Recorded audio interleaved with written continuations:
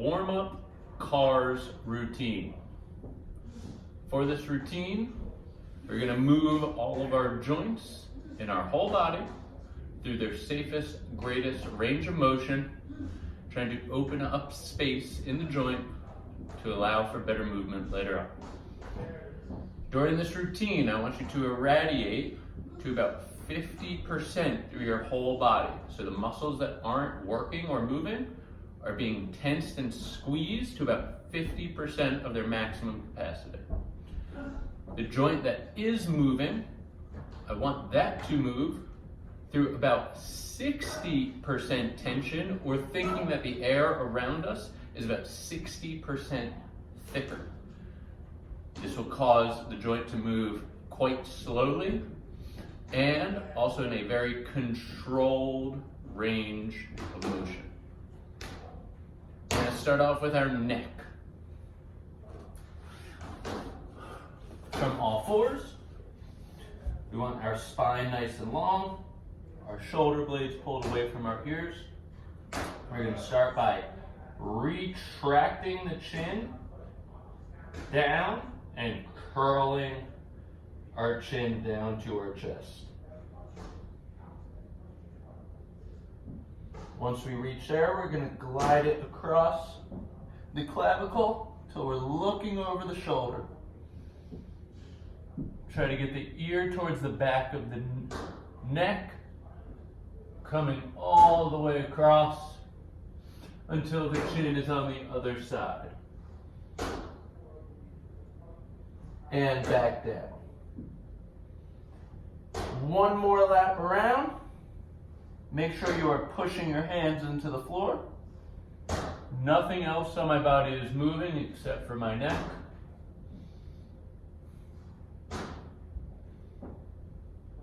Reverse it. Chin's going to the right now. Ear towards the back of the neck. Come across. Chin down to other shoulder. And back down to the center of the chest. One more lap.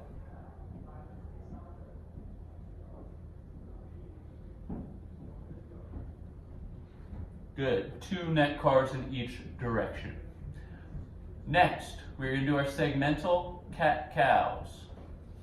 Starting from the extended spinal position, we're going to start by tucking our chin down, retracting it as we do that.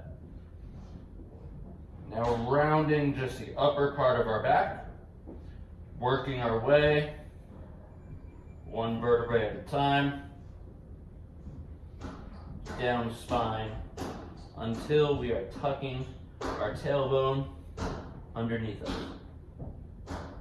Work your way back up from the bottom of the spine, sticking the tailbone out.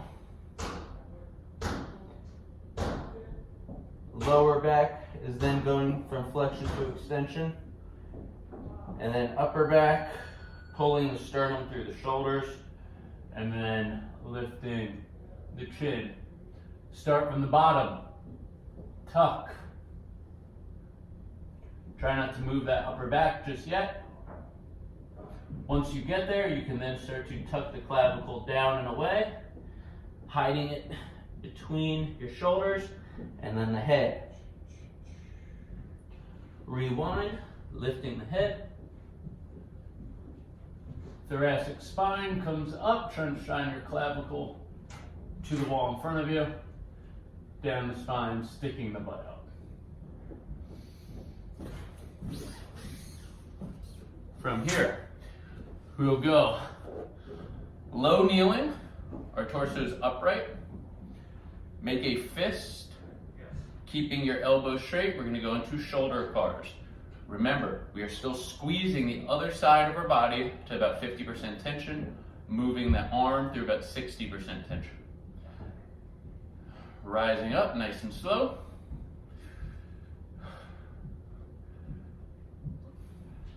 When you hit that roadblock, you're going to start to spin from the shoulder, not the forearm.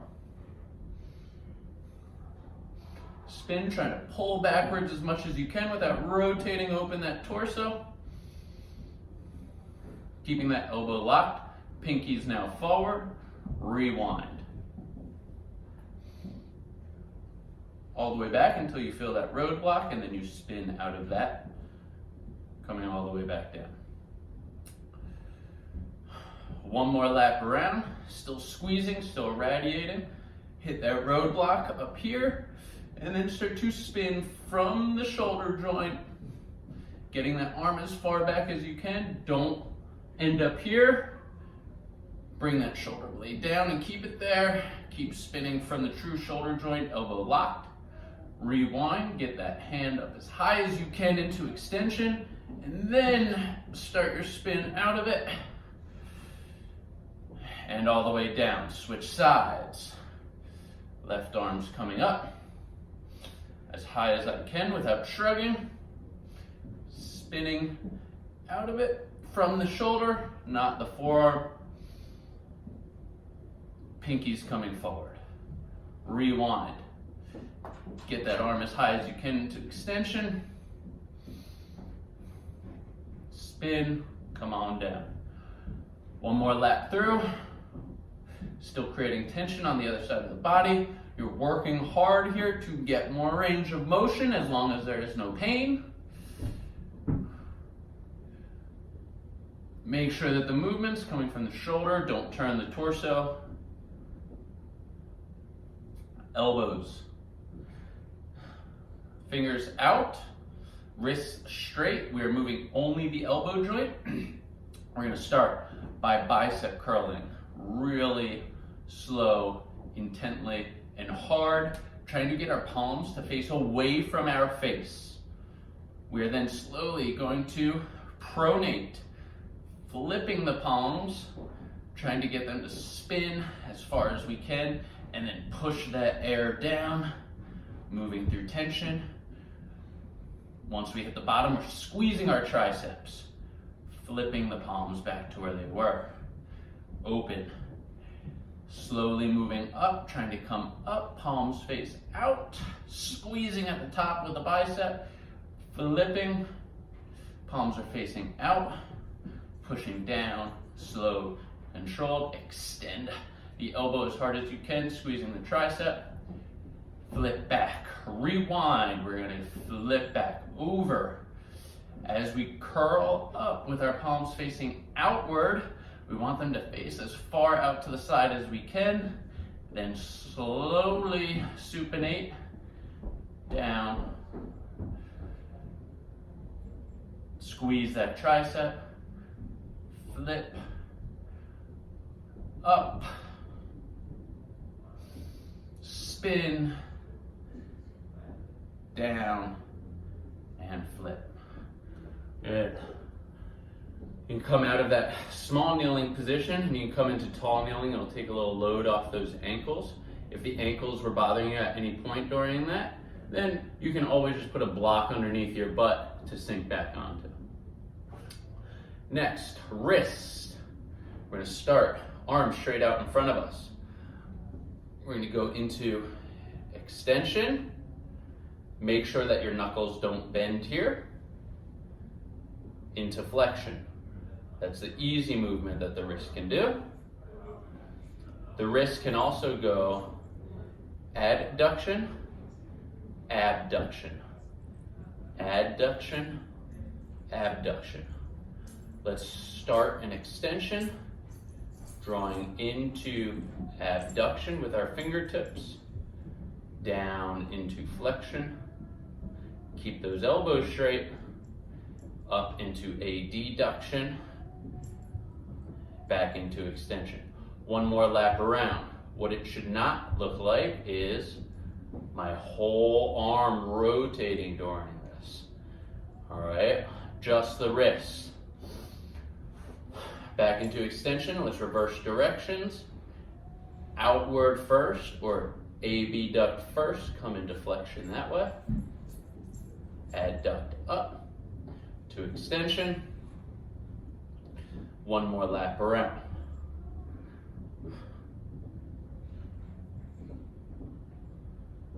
Good, relax. As you can see, I was shaking during that because I'm irradiating, squeezing my whole body, focused on only using the muscles of the wrist, not moving my arms. Good. Next, we're going to do hips and lower body, knees, ankles, toes. From all fours, you can start with your fingers pointed out. Knees are slightly under, or directly under the hips. I don't care if your spine is here, here, or somewhere in between. I just want it to remain at that point, at that same spot during the whole hip carve.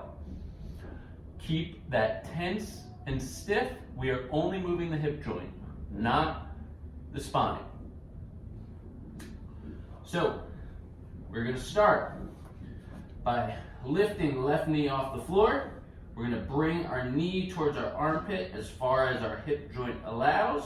Once we reach that end point, we'll come out.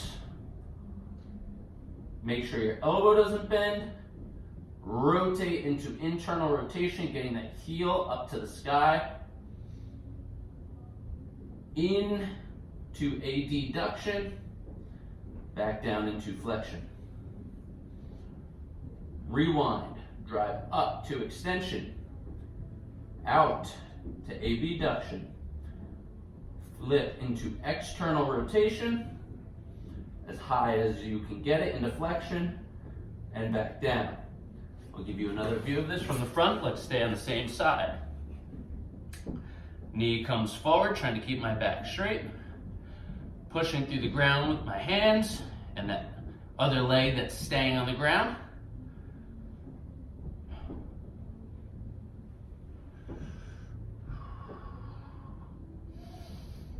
When you get to this point is where you should feel some cramping going on in the hip. Through that rotation. Good, let's switch legs. Knee comes up, out, spin, driving that heel up, in towards the other side. Squeeze it down. Rewind, heel up to sky, clenching that glute. Out as wide as you can. Then spin into flexion. One more lap.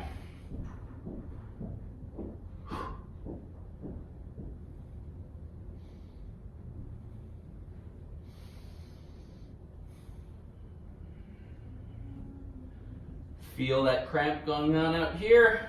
Breathe through it. Spin into external rotation and then down.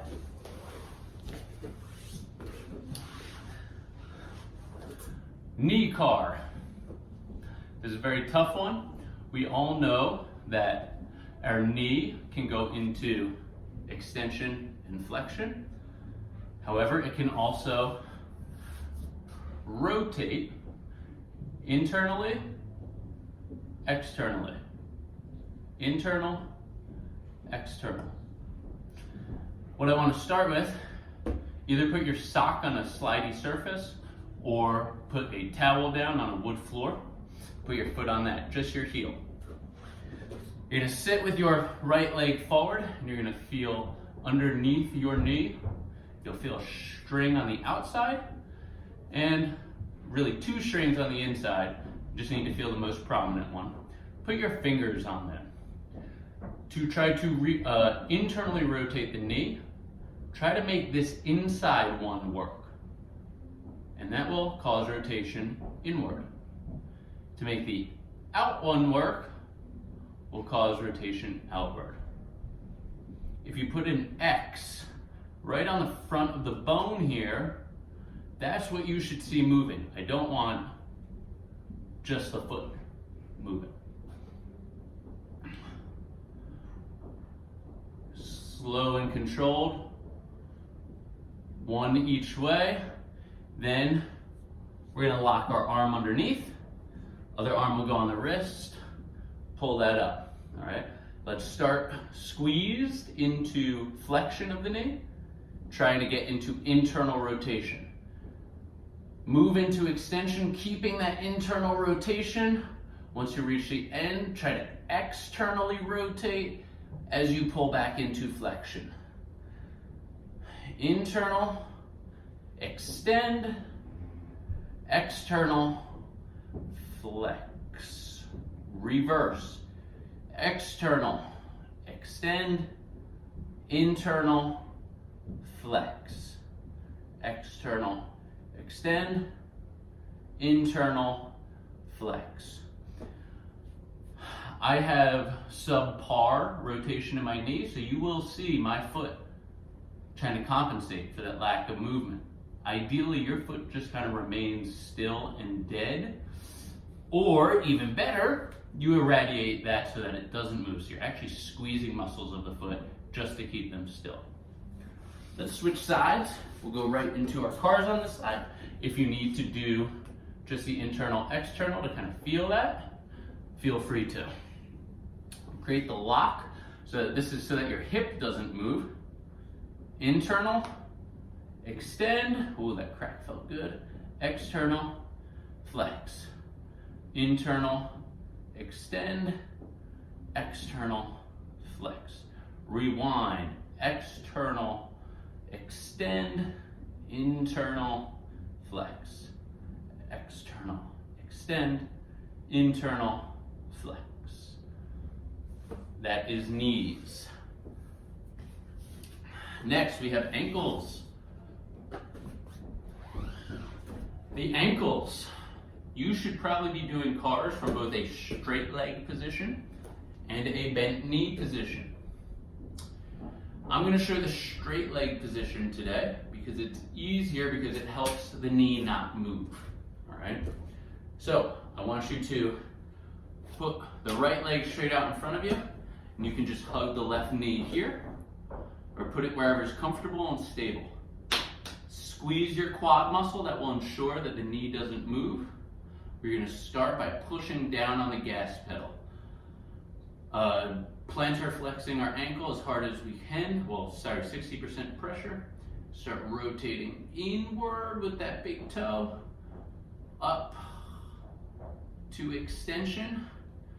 Focus the movement on the ankle joint, not the toes.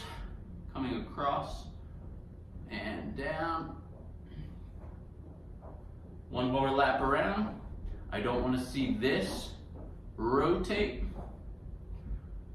Nice and slow.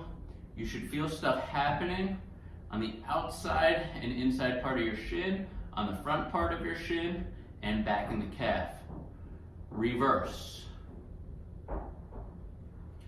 Also, if you look at the ankle, you should see a ton of tendons in your ankle and foot working at all different times.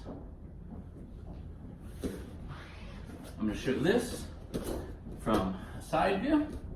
Other side. You can put a hand here, or you can put something to balance there to make sure that you don't move from the hip.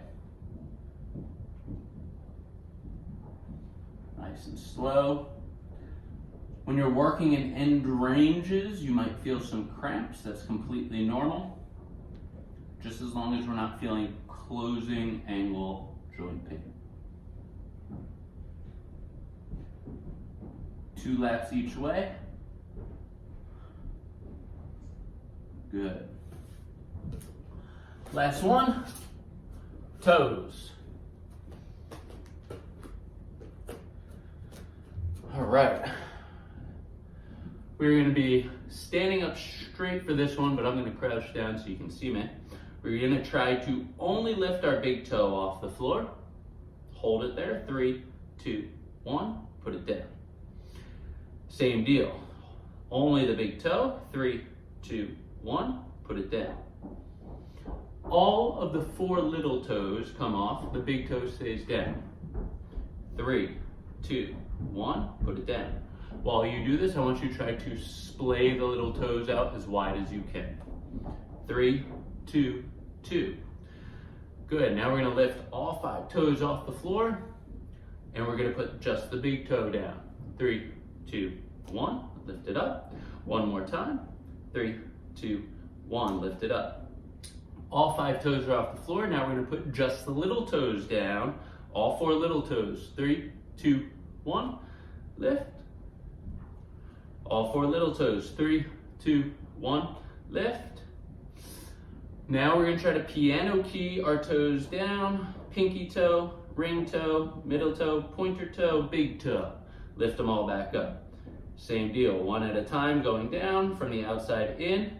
Now go down from the inside out to each direction. That is your full body CARS warm-up routine.